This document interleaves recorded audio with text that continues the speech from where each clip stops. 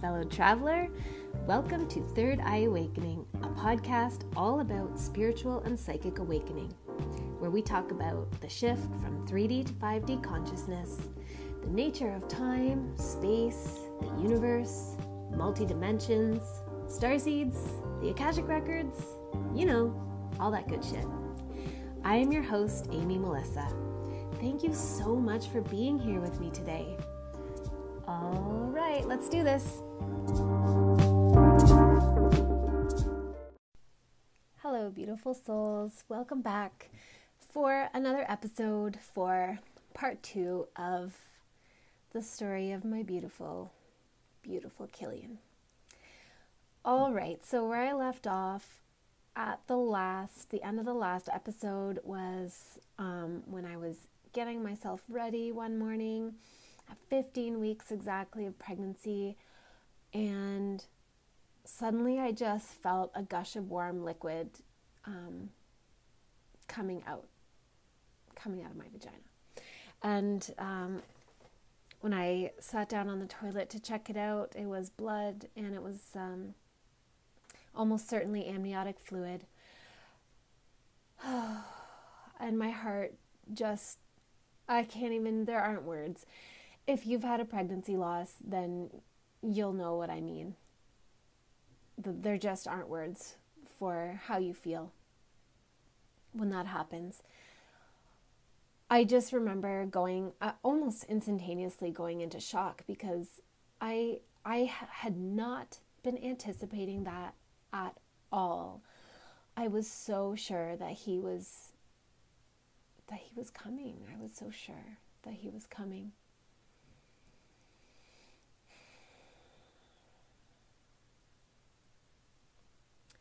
And it took me a while to really even know what to do about it, to be honest, because having midwifery training was like mostly a blessing, but partially a curse. It made my brain in this like highly emotional time just default right into like clinical thinking. Basically, I started midwifing myself. It was just like a defense mechanism. I didn't know how to feel what I was feeling. And so I like instantly numbed out and put on my midwife hat and I almost like split myself in two, where there was the part of me that was, the mother and who was heartbroken, thinking that she was losing her pregnancy. And then there was the part of me that was the clinical midwife, objective and not cold, like, warm to myself, but thinking in terms of clinical management. And I knew from my training that if I was having a miscarriage, there was absolutely nothing to be done for it. There just is no way of stopping it or preventing it. And that was really heartbreaking. I was at home with my mom and my sister, and I didn't even tell them right away, because I guess I didn't want it to be real, or I needed to process it a little bit. But I think it was probably like, 20 to 30 minutes before I told them. And the gushing of the blood was, kept happening, and I was leaking through a pad that I was wearing that I had put on, and that's what made me tell them. And they asked me if I had told Alex, and I said no. I knew he was at work in Collingwood, and so I hadn't told him. And they wondered, should I go to the hospital? And I thought, no, there's really no point. Like, there's nothing that they can do for me there. I haven't really thought about this part of it in a long, long time.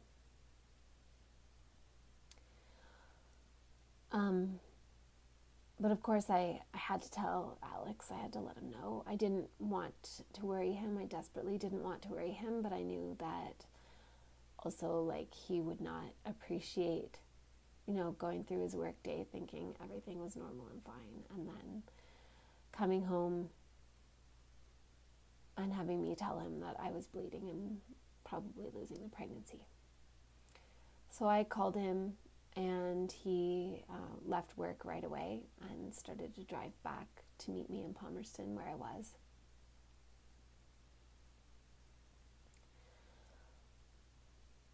And I remember Andrea saying, "Do you think this could have something to do with that car accident you were in?" And I said, "No, it can't. That was like almost 2 weeks ago. I don't think it has anything to do with that." And I still, to this day, I really don't know why that was my answer, because of course it had everything to do with that. Anyway, I guess it's just to say that the human mind is weird and it does weird things. And I think I was just too sad to process anything and to be able to think through anything in any kind of logical way, other than to know that nobody at the hospital could do anything for me. And that I should also say, I know what a hemorrhage is. I know what too much bleeding is, and I knew I wasn't having too much bleeding. So if you are having a miscarriage, or you ever have a miscarriage, or you think you're having a miscarriage and you're bleeding, don't take what I'm saying to mean that you shouldn't go to the hospital. Because sometimes people do bleed too much and they do need help to control the bleeding. But I just knew, because of my training, that wasn't happening. Also, looking back, I realized that I wasn't having any kind of cramping. No cramping at all. Like, this had totally taken me by utter and total surprise. So Alex arrived eventually, and we just kind of sat together, and he just didn't know what to do, of course. And I did decide to go to the hospital once he got there, and I almost think that I decided to go to the hospital for him. Actually, you know what? I think I went to the hospital first. I decided to go first, and he met me there, I think is what happened. Yeah, it's hard to remember, to be honest. It's hard to remember if he kind of talked me into it, or maybe it was my mom. But anyhow, eventually I found myself at the hospital, and it was just a little rural level 1 hospital, meaning that there are no obstetricians and there's no birthing unit per se. And the on-call doctor, so I went in through the ER, and the on-call doctor, he came to ask me the questions, and he did a bedside ultrasound. And there was Cillian's little heart beating. There was his little heart beating. And I just, like, I felt so relieved, and yet still in so much pain, because I just knew that, like, I knew that didn't guarantee me anything. That's what was really hard. It just didn't guarantee me anything. He was there, his heart was beating, and for that I was so deeply, overwhelmingly thankful. And yet so full of fear that his heart would just stop beating, that I was miscarrying. I hadn't been hemorrhaging, but I had lost a lot of blood. And I just didn't see how I could lose that much blood, fresh red blood, and probably amniotic fluid, and not be miscarrying.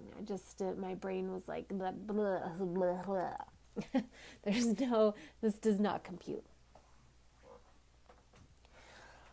So part part of this process of me telling this story is just being really real and vulnerable about all the stupid shit I did and stupid shit I thought, because I guess I don't see any benefit to glossing over that, and because I'm human and we're all human, and I think sometimes when we do gloss over it, it gives the impression to other people listening like that they're not allowed to feel those shameful things, and we just all end up keeping secrets, I guess, around the things that we're ashamed of, and it doesn't benefit us. It benefits us to shed light on those things and carry them out into the open. So the stupid thing that I did is that I was supposed to be driving up to Sudbury that day. That's what I had been getting ready for. So Sudbury is about a 5-hour drive away from Palmerston. And I was driving up to Sudbury because as part of my midwifery education program, I had a scheduled week-long intensive where we go and we intensively learn a whole bunch of information, a whole bunch of skills before we go back out onto placement. And I had this intensive and there was no deferring it. If I wanted to carry on with my midwifery program, then I had to attend the intensive. That there is no flexibility in the program. And so that day, that's what I had been preparing to do. And the intensive started the following day. So I was going to use that day. It was a Sunday. I was going to drive up on the Sunday, and then the Monday, the intensive was going to start. And then I had this bleed, and then I went to the hospital, and of course I wasn't driving to Sudbury that day, and Alex was not having any of that, of course. But once I saw Cillian's heartbeat there, I resolved that I was going to this intensive. Like I had made midwifery mean a lot of things. Chiefly that in order to be an accepted and acceptable person, I had to carry on with this program and this trajectory, and I had to finish it no matter what, and there was no taking any time off. I was finishing on time. I was going to be a midwife. I was going to start making money. I said I was going to do it, and that's what I was doing. And no amount of life getting in the way was going to get in the way. Which now, in hindsight, I think was, well, okay, I'm going to call it stupid, but also I have compassion for myself, and I know that I honestly just felt like a fucking loser up until that point, and I didn't want to feel like a loser again. That's the truth. And I thought that I had to finish this program in order to not be seen as a loser and to not feel like a loser. So I stubbornly resolved to still go up to the intensive as long as the bleeding slowed down. So I hadn't planned on paging my midwife. I was getting midwifery care in a different city close to the apartment that Alex and I had moved into together. And they were, they were on the way to Sudbury, en route to Sudbury, but they were a couple hours away from where I was at my starting point, which was my parents' house in Palmerston that day. And I hadn't planned on paging simply because I understood what it's like to be a midwife and what it's like to receive pages, and how much, even though you love your clients and you love the work, you dread the sound of your pager going off. And for all I knew, my midwives might have been up all night, and they might have been tired, and they might have been sleeping, and there's nothing they could do for me anyway, so why would I bother them and page them? But the on-call doctor that I saw in the hospital that day said that in his experience with the midwives in Palmerston that he was familiar with working with, he knew they would want their clients to call. He knew that. And so he wondered if he could please call my midwife. And that was really kind of him. I'm deeply thankful to him for that. Just just for showing me that amount of kindness and letting me know that it was important, even if there wasn't anything that they could do to stop it. That he just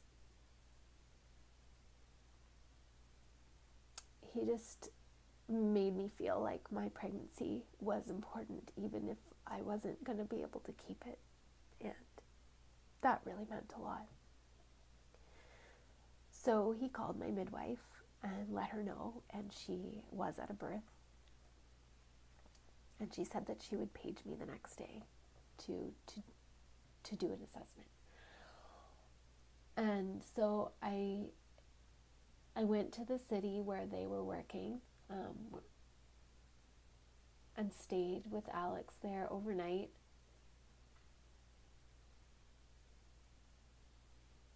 Because she was going to call me in the morning to do an assessment, and I wanted to be able to go easily. And it was April, and the weather was still kind of sketchy, and there was snow on the ground. And I just remember that night sleeping, but not really sleeping, and having nightmares all night that, that my baby was dying. And I would wake up every time that blood gushed out. I could feel it, and it would wake me up, and I would remember. And I was so heartbroken. I just wanted that baby so much. I had waited for 11 years.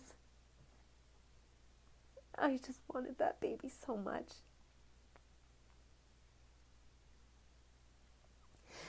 And by the morning, the bleeding had tapered off.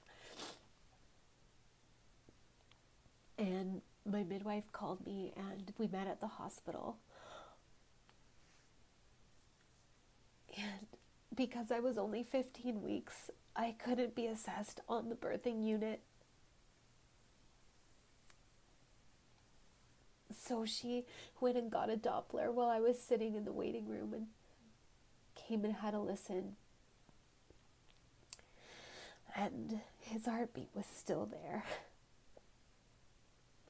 And I started to feel a lot better about it. And she reassured me, reminded me that we know that that bleeding can happen in pregnancy and not result in a loss, and that we don't always know where it comes from.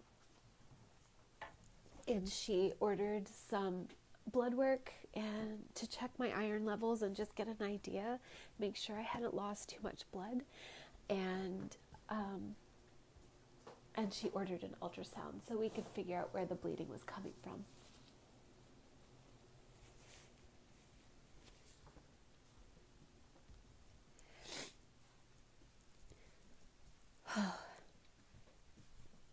And it was at that point that I foolishly and stubbornly decided to carry on with my plan to go up to Sudbury to do my intensive, because, God damn it, I was not going to be derailed from my plan to finish the midwifery program on time.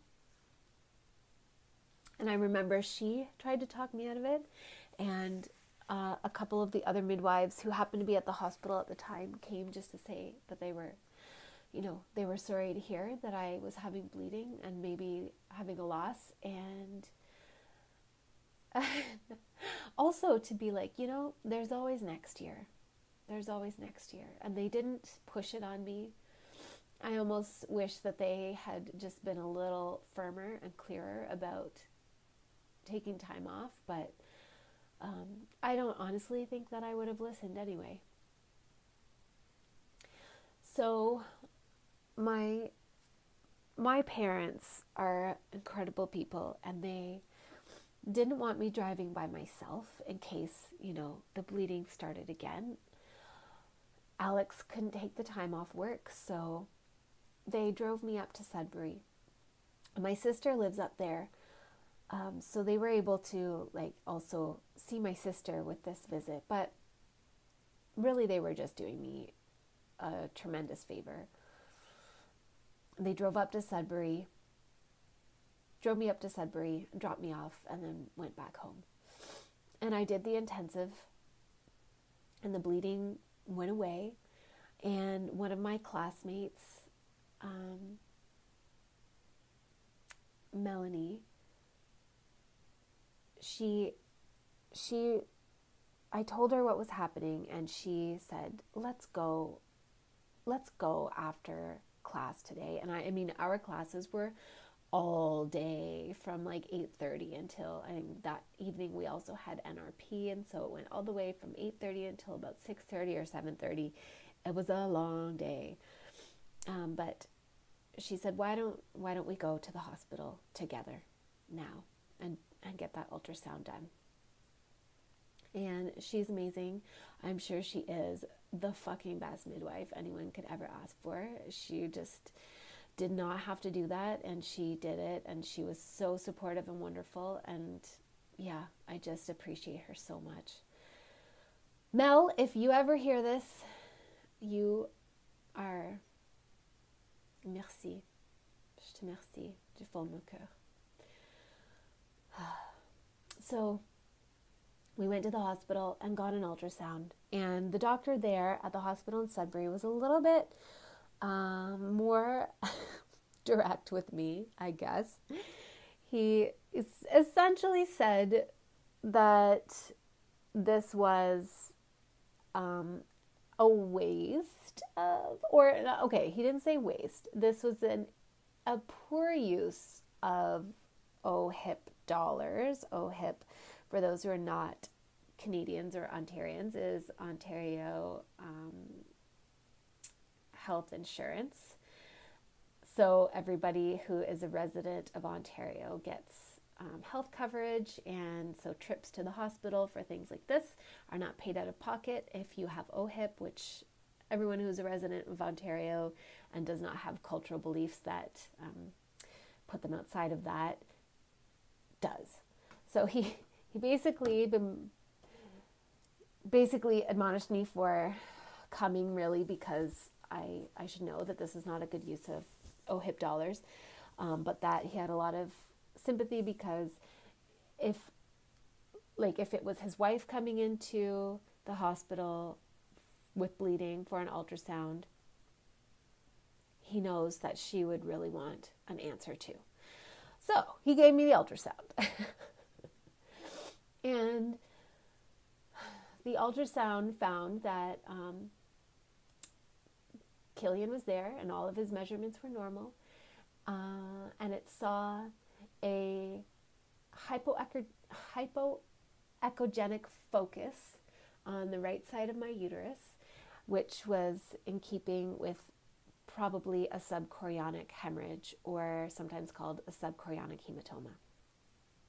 So if you are not versed in obstetrical care and all of its jargon, then I will explain that a subchorionic hemorrhage or subchorionic hematoma is a collection of blood bleeding that comes from the placenta, and it sort of forms, as you imagine, a little hematoma, a little pocket of blood in between the wall of the uterus and the amniotic sac, and it gets kind of trapped there.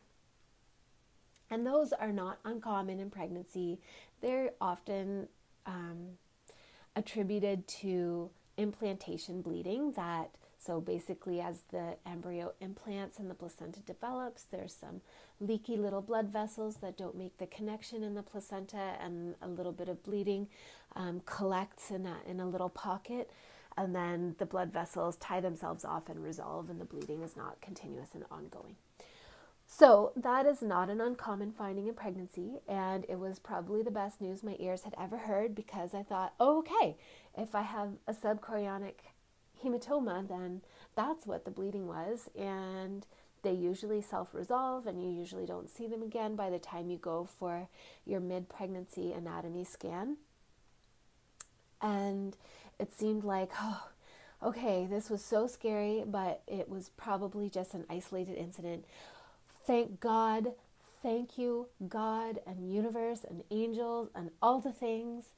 Thank you, thank you, thank you. And And I think at that point, and because the bleeding had it was just that sort of old brown blood bleeding, it was no fresh new blood. That and the ultrasound result just made me feel like everything was going to be okay. And I'm pretty good. I'm truly the eternal optimist, truly to a fault. If that can even be a fault, I don't know. So I'm pretty good at letting go of fear. Once there's enough reassurance, I'm pretty good. Yeah, at just releasing the fear. And as I recall, I did. I just told myself that this is a regular pregnancy. We're going to carry on, and it's fine. So I finished up my intensive. I returned back home, and I looked forward to the anatomy scan, which was going to be at about 20 weeks gestation. And I had been, up until then, I had this feeling that this was going to be a daughter. I was obviously wrong, because I've told you that it was my son. But I felt the energy of a girl around me. And Alex also had a visitation from a girl, and we were just both sure that it was going to be a girl. And I was sure. And I remember actually several years prior, feeling my second child, or I don't know. I mean, it wasn't my second child, but feeling another soul enter my aura, my energy bubble, and knowing that I was going to have another child and that it was going to be a girl. And I remember I wasn't with Alex when this realization happened. I was with that other person, the person I had been with prior to Alex. And so I just was sure that Cillian was a girl. And I did not want to know the gender. I love the surprise. I love it. I love the surprise. So, but Alex really did want to know the gender, and he was non-frickin' negotiable about it. Alex is the kind of person where you can't talk him out of the things that he wants. So we were going to find out the gender, and we went to the anatomy scan, and it was so lovely. Oh, and I should say, even I had the names picked out for my daughter. It was either if she had a gentle energy, a gentle but forceful, kind of type 4 energy. Okay, I'm going to talk about energy types, and you just need to look up Carol Tuttle or Dressing Your Truth if you want to understand what I'm talking about. I'm not going to go into it any deeper than that, but I am going to refer to the energy types because that's how my brain works. So if she was going to be a type 2 or type 4 energy, she was going to be named Saoirse, which is a beautiful Irish name. And if she was going to be a type 1 or a type 3 energy, her name was going to be Aoife, which is also a beautiful Irish name. And I was just sure of it. I was all prepared. It was either Saoirse or Aoife. I was pretty sure it was Aoife. Yeah, I was pumped to have a daughter.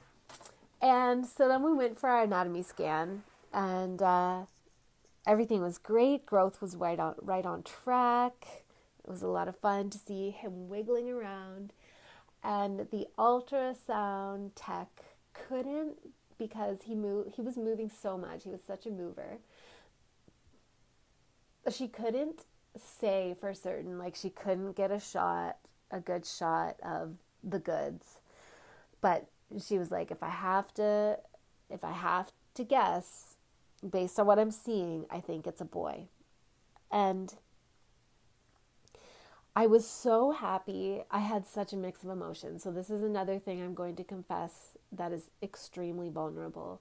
Please don't judge me harshly. I had such a mix of emotions of, on one hand, being thrilled that I was still pregnant and that he was measuring perfectly and everything looked great. And there was no comment on any kind of subchorionic hemorrhage or hematoma, so presumably it was gone because no one said anything about it. I was so happy.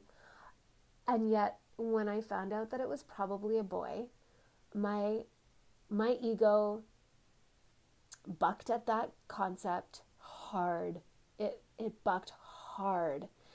It was like, on one hand, pissy because that meant my intuition was wrong, and that's a scary feeling, because if your intuition is wrong, then what the fuck can you even be sure about? And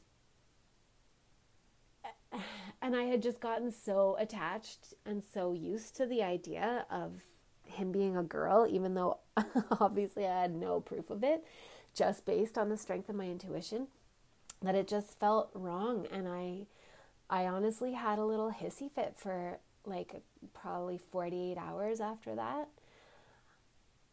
And I remember thinking to myself, no, it's supposed to be a girl. Delete, reset.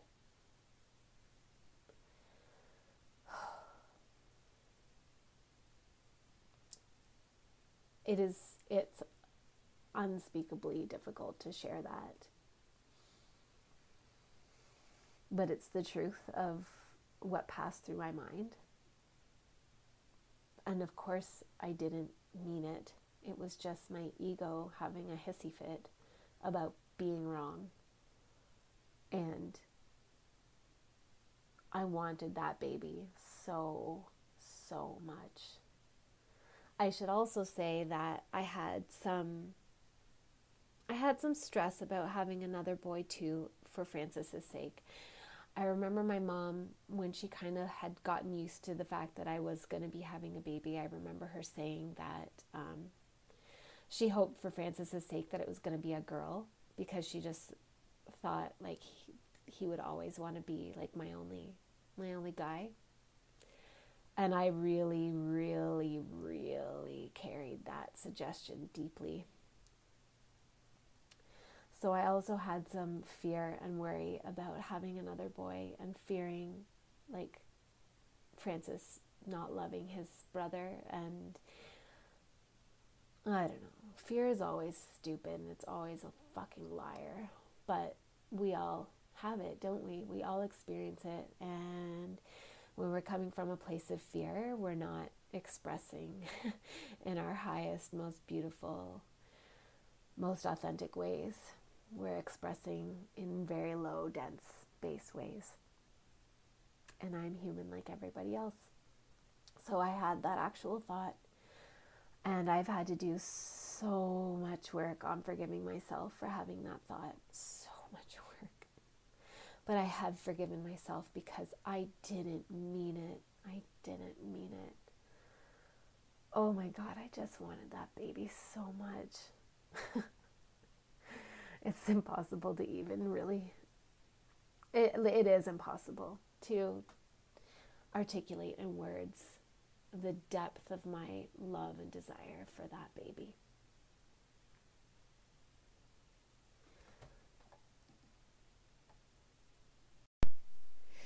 So here I am, a full 3 weeks later, finally with an opportunity to hopefully finish this story so I can publish this podcast episode.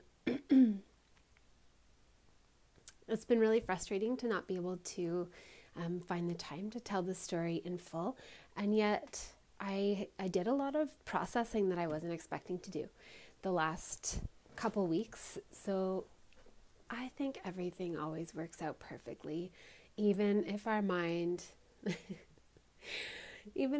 feels otherwise. I just have to trust that this was the best timing, and that delays happen for reasons, Mercury retrograde potentially being one of them. At any rate, so had the anatomy scan. Everything was looking great. I had every reason to believe that my pregnancy was on track, that it was going to, carry on as expected. And I, eventually wrapped my mind around the idea that I was having a boy, or the possibility. I would say I didn't 100% believe, because the intuitive feeling of having a girl was still so strong. But at any rate, like I made my peace with it, basically, where it was just a brief period that I had those thoughts about, no, this is supposed to be a girl. This isn't how it's supposed to be. It's not supposed to be a boy in there. and that thought of delete and reset, it was very briefly lived before I started to just be like, yeah, like I'm having a baby. That's all I ever really wanted anyway. And that's very much my my whole like natural approach to life. It is not a cultivated approach. I just it's like I have limited energy to hang out in a place of drama, which doesn't mean that I'm not a dramatic person, because I fucking am. You can ask anybody in my life, but I'm also very practical, and it just sort of like any of those emotions that feel bad and thoughts that keep those emotions going, that take a lot of energy, like I can only do so much of them before my energy supply runs out. So basically that's what happened. My hissy fit energy supply ran out, and I was like, well, I'm having a baby and that's awesome. And we just carried on with the pregnancy. As a little side note, I will take a tiny moment to complain about anatomy scans and the way that they are presented in prenatal care. And I feel like I can say this because I am a midwife. And so I see it from both sides of the fence. Essentially, they are presented as these really benign, exciting things that give us a window into the pregnancy, that allow us to see some of, the little being that is cooking away in there. And my complaint is that of course it is searching. I mean, it's called a morphology scan or an anatomy scan, meaning that it looks at every part of the baby, the growth, the head circumference, the different parts of the brain, the eyes, the face, the palate, the lips, the hands, obviously all of the internal organs, everything that can be seen, it looks for and takes measurements. And it gives us very useful information, but my frustration is the implication that if everything looks good on that anatomy scan, that we should assume that it's a healthy pregnancy and everything's going to go great, which is not to say that people should be coming from a place of fear at all times that their pregnancy isn't going to go well. I don't mean that at all. The majority of pregnancies are straightforward and, result in a live baby after a straightforward birth. Because nature's fucking brilliant. My frustration is the futile attempts to micromanage nature and control for outcomes that we cannot possibly predict. And the idea that a snapshot moment in time of the progress of a pregnancy gives us really anything to go on for the future of the pregnancy.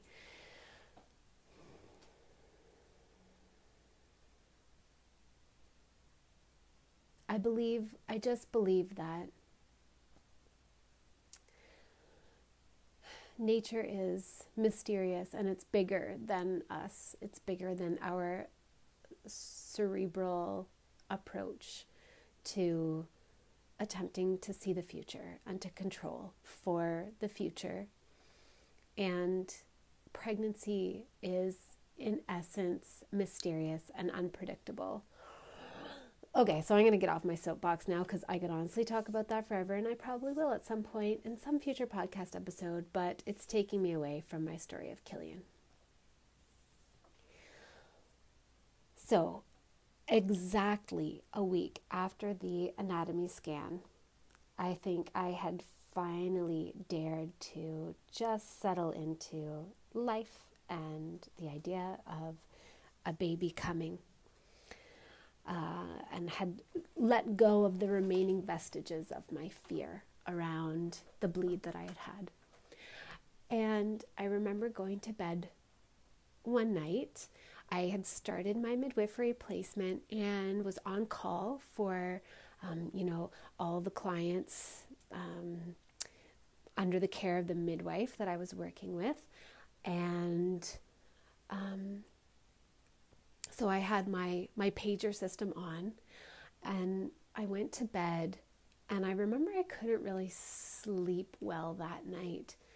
It was a bit of a fitful, restless sleep, I think just simply because I was newly on call. I was only in my 3rd week of placement, and that uncomfortable feeling that your pager might go off at any time, it's a little bit challenging to live with. So I still had some of that energy where my mind didn't want to relax deeply into sleep, only to get pulled out of it by the sound of my pager going off.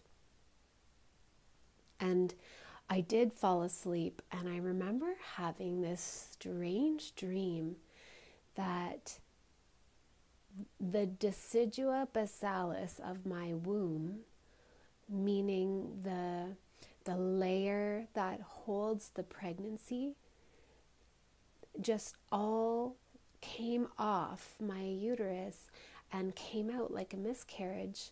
It just all came out and flushed away in the toilet. I remember just having this dream and think kind of, when you're not in a deep sleep, you're like close to the surface, but you're dreaming, and so you kind of become aware that you're dreaming, and within the like hovery sleep state, you think like, that's weird. So I remember having that kind of thought. There weren't words to it, but the general, feeling behind the thought was like, huh? And then I felt a tiny but very perceptible little pop and a gush of fluid. And I got up right away. I didn't want the fluid to stain the mattress, and I basically thought I was having another bleed. And I went to the washroom, and fluid was just pouring down my legs, pouring out of me, and it was full of old brown blood. And I remember I wasn't even panicked. I just thought, okay, it's happening again. It's happening again. This is the same thing that happened 5 weeks ago to the day. And so, but everything was okay. It's probably the subchorionic hemorrhage. Everything's all right. And from the bathroom, I heard my freaking pager go off. And I went back to bed, and I told Alex that he sensed my energy when I got up, that something was wrong. And so he wanted to know what was up. And I told him that, I was bleeding again and leaking fluid. But I think everything's okay. And he let me know that my pager went off, and I said, yeah. And I got in touch with my preceptor, the midwife I was working with, and she let me know that somebody had paged with, query preterm labor, and that we needed to meet at the hospital in half an hour to do an assessment. And I was in so much denial, even though I had already had my water break with Francis. So I kind of knew that's what it was, but I think I couldn't even wrap my mind around it. It was just such a thought that my brain did not want to accept. And so even though I was actively leaking a lot, like soaking through like Mega Plus overnight pads, which I don't even know why I had those, honestly, but I did. I guess it was probably from the first bleed. Anyway, I just felt obligated as a student, because of the culture of midwifery studentship, to go to this assessment anyway, and to put aside my primary immediate health concerns around my own pregnancy and go be a good student and do this assessment. And looking back, I think that's the most fucking insane bullshit. I can't even, it makes me mad that is the culture of being a midwifery student, that I would think I had to do that. And that had nothing to do with my preceptor or any particular individual. It's more just the culture of the way, the expectations on us when we are studying to become midwives. Anyhow, so had this mega huge pad on, and I'm leaking with every step I'm taking. I'm wearing these yoga pants, and I go to the hospital and meet that midwife that I'm working with, and we meet the client and we start our assessment, and I'm just like gushing fluid, standing there talking, trying to be normal and pay attention to what's going on, and I can just feel all this liquid coming out. Like every 3 seconds there's another gush. And so finally, when we left the room to go and do stuff, I of course let my preceptor know, because at this point I am starting to panic. It can only mean one thing. I'm a midwife. I know what it means. I let her know, and she offers to do a basic assessment on me to try and determine if it's amniotic fluid, and we couldn't figure it out, but really what else could it be? And she was wonderful, and she said to me that I should really just go home, and I should call my midwife. And I really appreciate that was her attitude, because that would not be the attitude of every midwifery preceptor, certainly. So I went home, and by then I wasn't, by then it was about 2 hours after my water had initially broken, and I really wasn't leaking anymore, but I had soaked through at least 4 overnight pads. So kind of no wonder I wasn't leaking anymore. There wasn't friggin' any more fluid to leak. So I didn't want to alarm Alex. I didn't see any point in paging my midwife in the middle of the night, because what was she going to do about it anyway? And I didn't want to alarm Alex, so I just kind of dozed on the couch for about 4 hours until it was a decent human hour. And tried not to panic, and kind of disassociated from the situation. And then in the morning I let Alex know what was up, and I paged my midwife, and we drove together to the hospital in the city that I was getting my midwifery care in, which wasn't far, about half an hour away. And I remember mercifully the obstetrician who was on call was the one that I had previously done a student placement with whom I had an excellent rapport, and I had a lot of trust in him, and I felt like I could make my wishes known and that he would respect what I was saying and my decisions. I was so thankful that he was the one on call. And I remember the midwife on call, came to see me, and it was very hard to determine if just from, basically they tried to do an assessment to look for any amniotic fluid coming out, but it was all gone. It had all come out. And so it was hard for them initially to determine if that was actually what happened or not, until the obstetrician brought over the bedside ultrasound machine, and he applied it and did a scan. Oh, and that was so stressful, because to be honest, I didn't know if my baby was alive or not, if there was a heart rate or not. It was a really stressful moment to sort of just like feel the wand hovering over my abdomen just before it connected, to know like, oh my God, I might see that my baby has died. But no, there was his beautiful, powerful heartbeat and his beautiful, powerful self. Only he was squashed into a uterus that clearly had no fluid left. And so we were able to confirm that my membranes had ruptured and I had lost all my amniotic fluid. And, different tests were done to see what the cause was, if there was an infection, all that kind of stuff. And I just remember that it was partially that I disassociated, but partially that I just knew.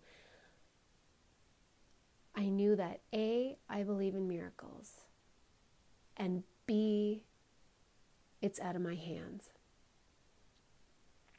And not to say that I shouldn't feel the emotions that I feel about it, but that knowing that it was out of my hands, but that I also believe in miracles, allowed me to be calm, even though this was really not a good situation. And the obstetrician, had a very frank discussion with me about what would be the most likely outcome of this scenario. Basically, that I would most likely, based on the statistics that we have available, would most likely go into preterm labor within the next 48 hours and have a stillbirth. And that I was 20 weeks gestation exactly. And therefore, the baby was way too underdeveloped to even possibly survive on the outside. Now I know that I believe the baby who was, the earliest preterm baby who's ever survived, was 21 weeks gestation, which is absolutely mind-boggling. But that is not, the mortality rate is through the roof. It's very unlikely that would be the case. It's far, far, far more likely that I would go into preterm labor shortly and have a stillbirth. And I remember that I just thought, I believe in miracles. And that's not what's going to happen with me. And the obstetrician gave me my available options. The first one was to, with this knowledge of this most likely outcome, was to proceed with a medically induced termination of the pregnancy, which is very different from an abortion. It's more just like accepting the writing on the wall, and rather than waiting for it to start on its own in some mysterious time frame to, sort of benefit from already being at the hospital and to be admitted as an inpatient and start the process, which I think is a very reasonable option. But for me, it's like I just felt his strength and his tenacity. And I knew I wasn't going to have a stillbirth in the next 48 hours. When I say that I knew, it's like there's the part of you that knows, and then there's your human fear. So I don't want to make it sound like I had, no fears at all, because that simply is not true. But on the balance, the bigger part of my intuition was that he was not going to end in a stillbirth. At least not in those next 48 hours. So the other option was to manage the situation expectantly, meaning to just basically give it time and roll with the punches. And that's much more my style in life in general. And I felt better about that. I couldn't, the way I felt was that I couldn't pull the plug on him when his heart was still beating. Because I don't know, I can't explain it that other than I don't think it would have been wrong, and I don't think anybody who chooses that option is wrong. It just didn't feel like an available option for me in terms of what I could live with. I think basically I felt so strongly his spirit and his presence, and I would not have been able to carry on with my life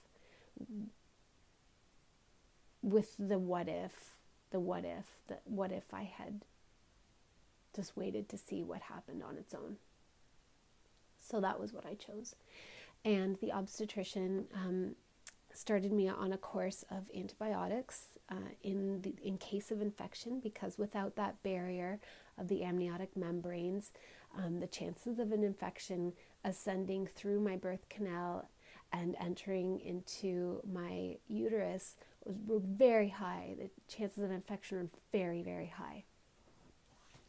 So he put me on an antibiotic prophylaxis and suggested that I be admitted for 48 hours for observation, and that in 48 hours we do an ultrasound to see if any more amniotic fluid has accumulated and what the situation is, and make a decision from there. Because babies continue to produce their own amniotic fluid, basically what happens is the amniotic fluid comes through the placenta, through the circulation, and the placenta produces some, and the amniotic membranes produce some as well. But most of it is produced, as far as we know, by the baby itself, as it circulates all the blood, and basically it pees the fluid out, and it's like very benign. It's not the same as our urine, and yet of course it's passing through their kidneys and everything. But anyway, the whole point is that amniotic fluid continues to be produced, and if everything is continuing to work properly, meaning the placenta and the circulation and all that stuff, then the baby would presumably produce more amniotic fluid. So it was just sort of giving it a chance to wait and see what happened. And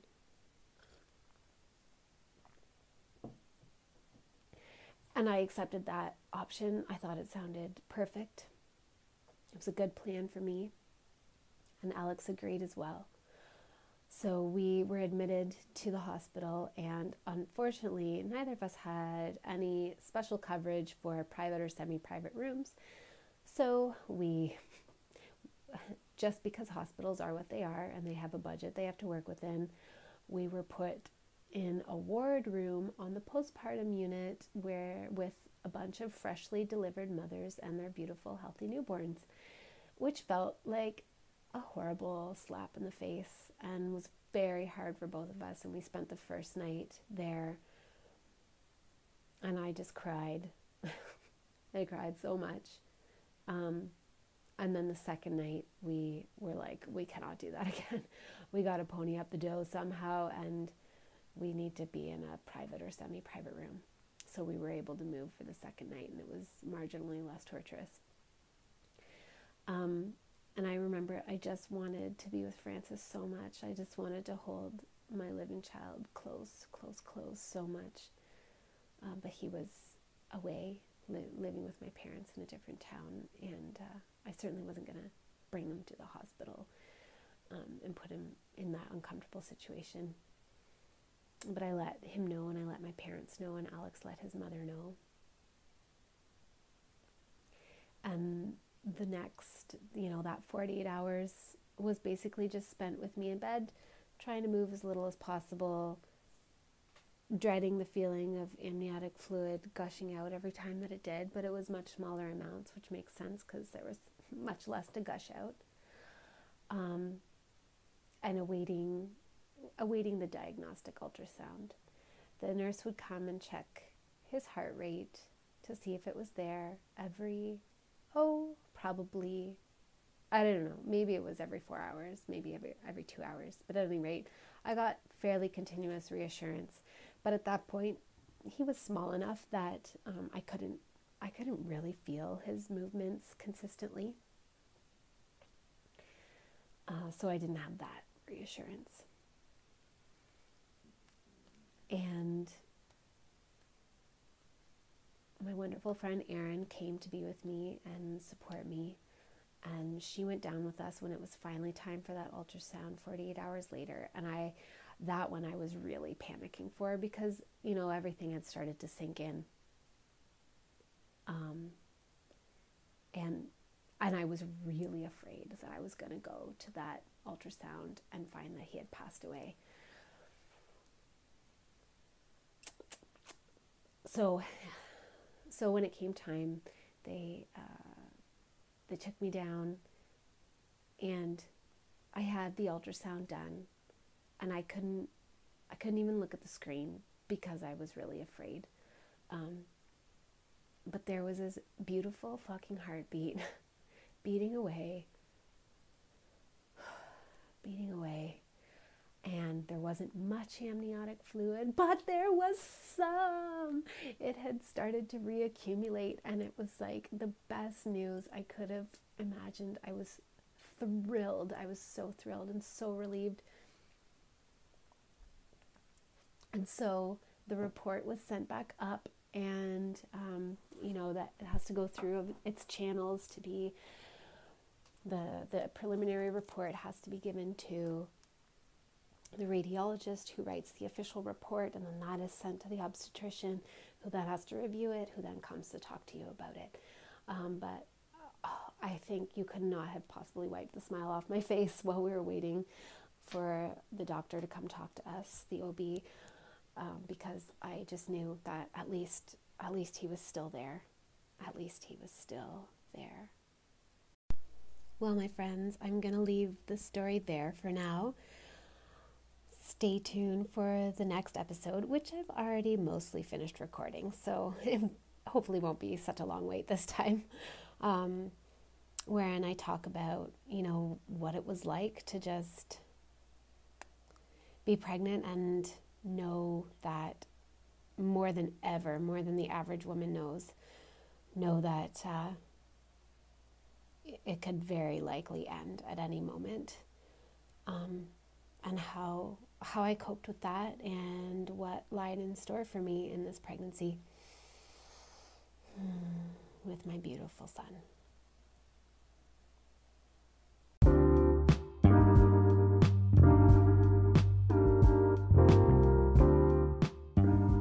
Thank you so much for joining me for this episode.